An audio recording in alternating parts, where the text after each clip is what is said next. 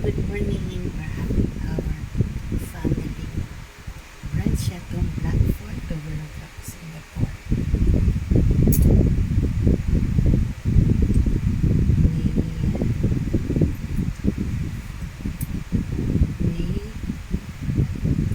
May 21, 2026. There's my son ni Jeff Francis. There's Lizzie Poy, Lizzie Job, birthday complete ni Lizzie Poy. 74 years in Singapore and retired.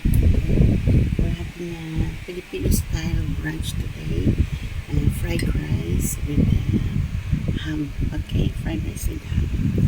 Enjoy for yung Blackford or Singapore. My son shares. My son Dimitri Francis. Okay, May 21, 2026. Enjoy Singapore, our family. Our family.